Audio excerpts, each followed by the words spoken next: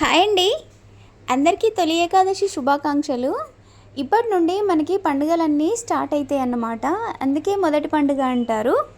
పండుగ వచ్చిందంటే చాలు ఎక్కువ పనే ఉంటుంది కానీ చాలా సంతోషం అనిపిస్తుంది. పిల్లల నుండి పెద్దల దాకా ఒక పండుగ అంటే సంబరం అనిపిస్తుంది. ఈరోజు అప్పాలు చేసుకుంటున్నాము. ఇలా అప్పాలు చేసుకుంటే పండుగ వైబ్స్ అనేటివి వస్తాయి.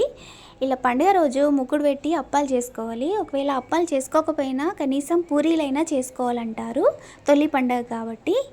అందరికీ ఫెస్టివల్స్ వచ్చినా సండేస్ వచ్చినా హాలిడే ఉంటుంది. నాకు మాత్రం బిజినెస్ వర్క్ ఎక్కువగానే ఉంటుంది. అటు బిజినెస్ వర్క్ చేసుకుంటూ ఇంట్లో పని కూడా చేసుకుంటాను. అంతేకాని పండుగలు వచ్చాయి కదా అని నేనైతే క్లోజ్ చేయను.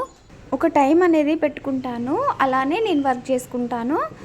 నా బిజినెస్ వర్క్ అయితే ఆఫ్టర్నూన్ 12:30 1 వరకు అయితే అయిపోతుంది. తర్వాత నేను ఇంట్లో పని చేసుకుంటాను.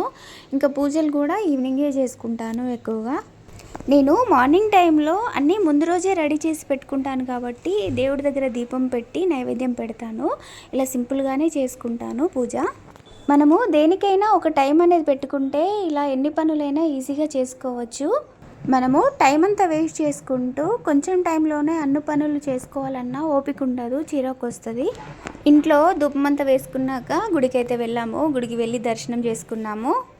తొలి పండుగ కాబట్టి చాలామంది వచ్చారు. తొలి ఏకాదశి పండుగ అయితే ఇలా జరుపుకున్నాము. ఈ వీడియో మీకు నచ్చితే లైక్ చేయండి, షేర్ చేయండి అండ్ సబ్స్క్రైబ్ చేసుకోండి.